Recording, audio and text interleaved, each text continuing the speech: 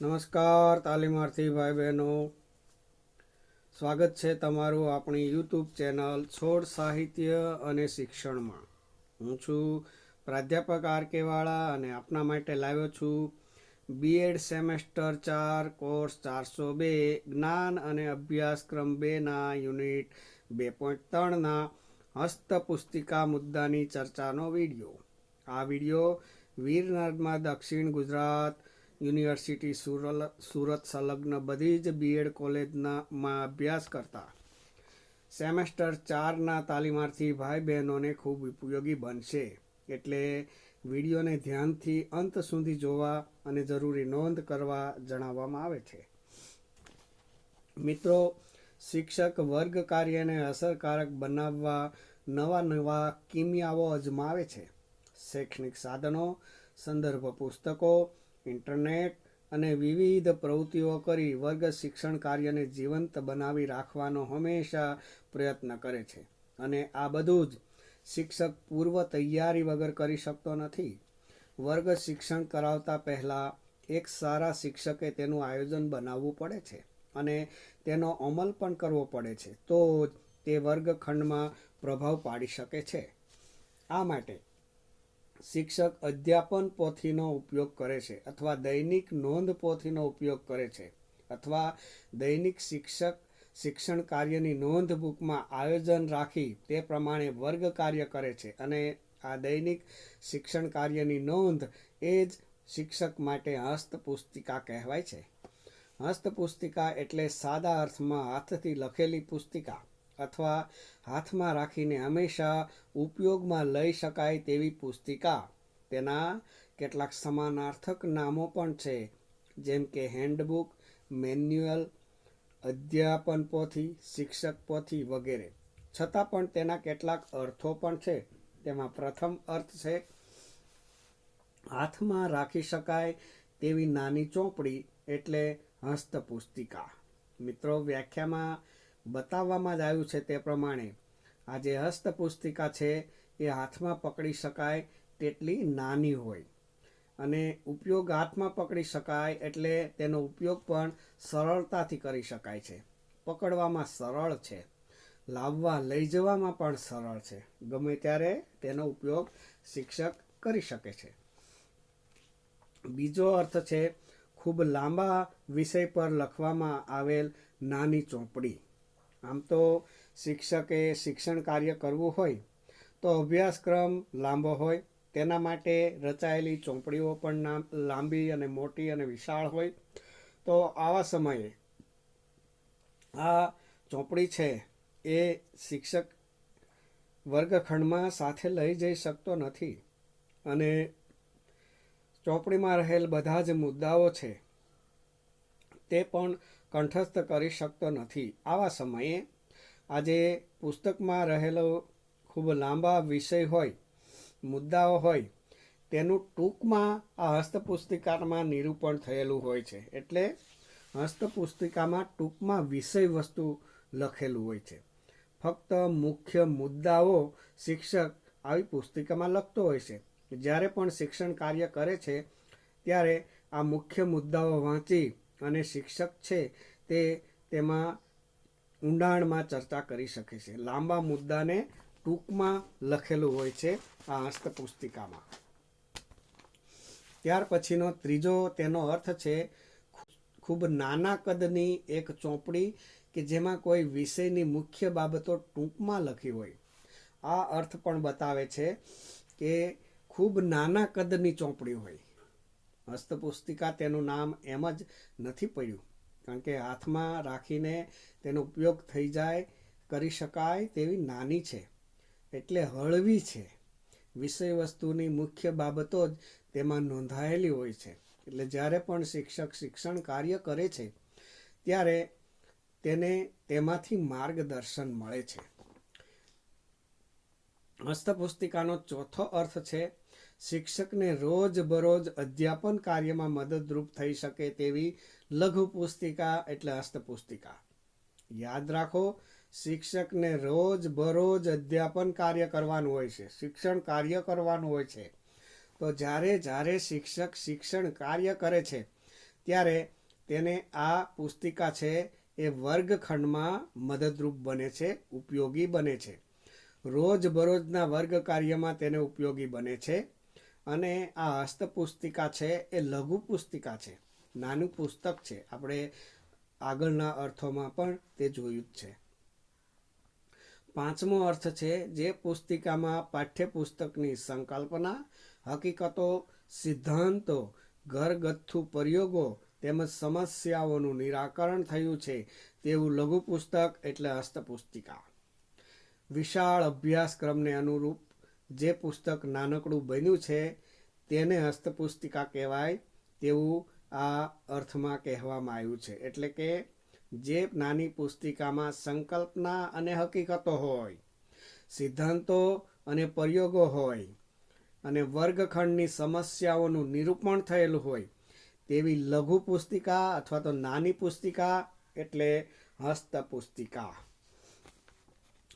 તાલીમાર્થી ભાઈ બહેનો, હસ્તપુસ્તિકા છે તેનું મહત્વ પણ ખૂબ જ છે. મોટાભાગનું મહત્વ શિક્ષકોને તરફેણમાં જ છે.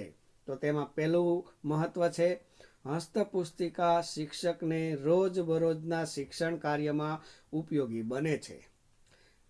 તેનું બીજું મહત્વ છે હસ્તપુસ્તિકાથી શિક્ષક પોતાનું અધ્યાપન કાર્ય સારું અને સરળ રીતે કરી શકે છે. ત્રીજું, વિદ્યાર્થીઓને નવી અને અઘરી સંકલ્પનાઓ વર્ગખંડમાં સમજાવવા માટે હસ્તપુસ્તિકા શિક્ષકને ઉપયોગી બને છે. 4, વર્ગખંડમાં વિષયને અનુરૂપ ઉદાહરણો આપવા માટે શિક્ષકને હસ્તપુસ્તિકા ઉપયોગી બને છે. 5, વર્ગખંડમાં જુદી જુદી પ્રવૃત્તિઓ કરાવવા માટે હસ્તપુસ્તિકા શિક્ષકને ઉપયોગી બને છે. 6, શિક્ષકે વર્ગખંડમાં કયા હેતુઓ સિદ્ધ કરવાના છે તેનું જ્ઞાન કે માર્ગદર્શન હસ્તપુસ્તિકામાંથી તેને મળે છે.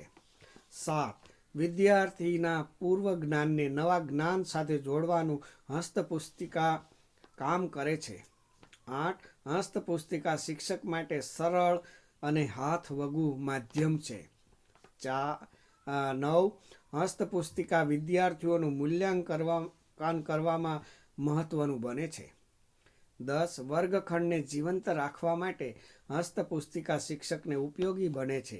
11, હસ્તપુસ્તિકા ગૃહ કાર્ય કરવામાં ઉપયોગી બને છે.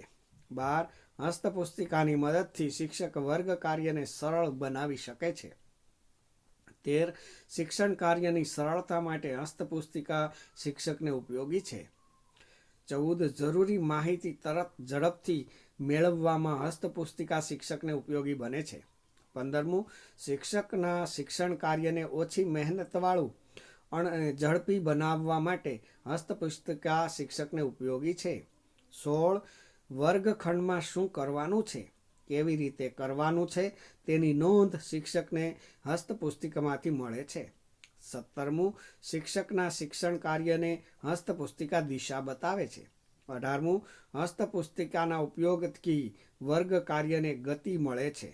19, શિક્ષણ કાર્ય સમય પ્રમાણે પૂરું કરવામાં શિક્ષકને હસ્તપુસ્તિકા મદદરૂપ બને છે. અને 20મું અને છેલ્લું, હસ્તપુસ્તિકા શિક્ષકનો સાથી, દોસ્ત અને માર્ગદર્શક છે.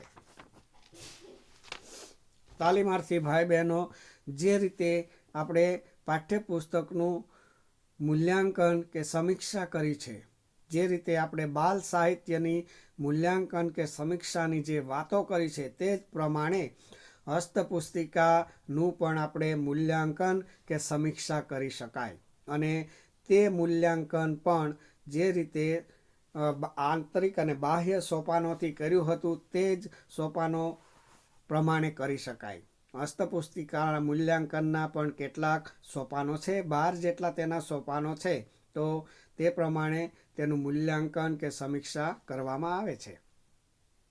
તેમાં પહેલું સોપાન છે તાસ, બીજું સોપાન છે સંકલ્પના, ત્રીજું સોપાન છે પારિભાષિક શબ્દો, ચોથું સોપાન છે હેતુઓ, પાંચમું સોપાન છે હાર્દરૂપ તત્વો, છઠ્ઠું સોપાન છે પૂર્વજ્ઞાન, સાતમું સોપાન છે વિષય વસ્તુની રજૂઆત, આઠમું સોપાન છે પૂરક માહિતી, 9મું સોપાન છે શિક્ષકની પ્રવૃત્તિઓ, 10મું સોપાન છે વિદ્યાર્થીની પ્રવૃત્તિઓ, 11મું સોપાન છે મૂલ્યાંકન અને 12મું સોપાન છે સ્વાધ્યાય. તો આ પ્રમાણે આ જેટલા તેના લક્ષણો છે સોપાનો પ્રમાણે, તો તે પ્રમાણે તેનું મૂલ્યાંકન પણ આપણે કરી શકાય.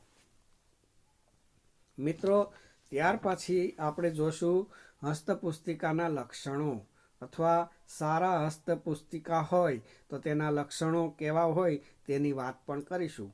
11 જેટલા તેના લક્ષણો છે. તેમાં પ્રથમ છે કે જે હસ્તપુસ્તિકામાં ટૂંકી અને સ્પષ્ટ માહિતી હોય. યાદ રાખો, હસ્તપુસ્તિકાનું પહેલું લક્ષણ ટૂંકાણ છે. એટલે જેમાં ટૂંકી અને સ્પષ્ટ માહિતી હોય તે સારી હસ્તપુસ્તિકા ગણી શકાય. બીજું, સમજાય તેવી સરળ ભાષામાં લખેલી હોય. એટલે હસ્તપુસ્તિકાની જે ભાષા છે, ભાષા શૈલી છે, એ ખૂબ સરળ હોય છે. ત્રીજું, જેમાં મુદ્દાઓને વિભાજિત કરી ટૂંકમાં રજૂ કર્યા હોય. કારણ કે અભ્યાસક્રમ લાંબો હોય, તેને લગતા પુસ્તકો લાંબા હોય, સંદર્ભ પુસ્તકો લાંબા હોય, તો તે બધું જ એકસાથે વર્ગખંડમાં લઈ જઈ શકાતું નથી. પણ હસ્તપુસ્તિકામાં તેના મેઇન મુદ્દાઓ, ટૂંકા મુદ્દાઓ છે, તેને રજૂ કરેલા હોય અને તે આપણે લઈ જઈ શકાય. એટલે જેમાં મુદ્દાઓને વિભાજિત કરી ટૂંકમાં રજૂ કર્યું હોય તે સારી હસ્તપુસ્તિકા ગણી શકાય. ચોથું, વર્ગ કાર્યમાં જરૂરી ઉદાહરણો આપેલા હોય હસ્તપુસ્તિકામાં, તેને પણ સારી હસ્તપુસ્તિકા કહી શકાય. પાંચમું, પ્રશ્નોત્તરી અને પ્રવૃત્તિનો તેમાં સમાવેશ કરેલો હોય. કારણ કે શિક્ષકે વર્ગખંડમાં પ્રશ્નોત્તરી અને પ્રવૃત્તિઓ પણ કરાવવાની હોય છે. એટલે જે હસ્તપુસ્તિકામાં પ્રશ્નોત્તરી અને પ્રવૃત્તિઓ કઈ રીતે કરવી તેનું માર્ગદર્શન હોય તો તે સારી હસ્તપુસ્તિકા કહી શકાય. છઠ્ઠું, યોગ્ય મૂલ્યાંકન કરવા માટેનું પણ તેમાં માર્ગદર્શન હોય. કારણ કે વર્ગ કાર્યના અંતે વિદ્યાર્થીઓનું મૂલ્યાંકન પણ કરવાનું હોય છે. વિદ્યાર્થીઓએ કેટલા ટકા શીખ્યા છે, કેટલું એમને જ્ઞાન મળ્યું છે, કેટલું તેમનામાં શિક્ષણ આવ્યું છે, તે બધું જોવું હોય તો મૂલ્યાંકન કરવું પડે. અને મૂલ્યાંકન કઈ રીતે કરવું તેનું માર્ગદર્શન પણ જો હસ્તપુસ્તિકામાં હોય તો એ સારી હસ્તપુસ્તિકાનું લક્ષણ ગણી શકાય. સાતમું છે શિક્ષકના શિક્ષણ કાર્યને સરળ બનાવવા માટેની માહિતી હોય. કારણ કે આપણે અગાઉ પણ વાત કરી તે પ્રમાણે અભ્યાસક્રમ ખૂબ લાંબો હોય અને તે બધી જ બાબતો છે વર્ગખંડમાં લઈ જઈ શકાય નહીં. પણ શિક્ષણ કાર્યને જો સરળ બનાવવું હોય તો આવી ટૂંકી હસ્તપુસ્તિકા લઈ અને શિક્ષણ કાર્યને સરળ બનાવી શકાય. નવમું, હેતુઓ અને ઉદ્દેશો આધારિત માહિતી હોય. અંતે તો કોઈ કાર્ય હેતુ વિહીન હોતું નથી. એટલે શિક્ષકે વર્ગખંડમાં જઈને શું કરવાનું છે, વિદ્યાર્થીઓના વર્તનમાં કેવું પરિવર્તન લાવવાનું છે, તે માહિતીનું માર્ગદર્શન જો હસ્તપુસ્તિકામાં હોય તે ઉત્તમ હસ્તપુસ્તિકા ગણી શકાય. 10મું, સંદર્ભ પુસ્તકોનો ઉલ્લેખ હોય. કારણ કે આ જે અભ્યાસક્રમ છે તે મોટા ભાગના પુસ્તકો, સંદર્ભ પુસ્તકો છે તેમાંથી લીધું હોય છે. તો એ પુસ્તકો મૂળ રૂપમાં ક્યાં છે, ક્યાંથી મળે તેની માહિતી પણ જો હોય તો વિદ્યાર્થીઓ અને શિક્ષકને તે ઉપયોગી બને છે. 11મું છે પગલાં દર પગલાં માર્ગદર્શન માટે હોય. પગલાં દર પગલાં એટલે કે દરેક શિક્ષકને દરેક પગલે, ડગલે ને પગલે એમ કહીએ તો ચાલે, ડગલે ને પગલે શિક્ષકને ઉપયોગી બને તેવી બધી જ માહિતી હોય વર્ગખંડ શિક્ષણ કાર્ય કરવાની, તો એ ઉત્તમ અને સારી હસ્તપુસ્તિકાનું લક્ષણ ગણી શકાય. તો મિત્રો, આ હતી હસ્તપુસ્તિકાની વાત. આશા રાખું કે તમને આજનો વિડીયો ગમ્યો હશે. જો વિડીયો ગમ્યો હોય તો વિડીયોને લાઈક, શેર અને કોમેન્ટ કરજો. અને અમારી ચેનલ સાથે જોડાવા ચેનલને સબસ્ક્રાઈબ કરજો. આપણે ફરી મળીશું એક નવા અને શૈક્ષણિક વિડીયો સાથે. ત્યાં સુધી આપની કાળજી રાખજો. આપણું શૈક્ષણિક વિકાસ અવિરત ચાલુ રહે એવી ઈશ્વરને પ્રાર્થના સાથે આપ સૌનો ખૂબ ખૂબ આભાર. ધન્યવાદ.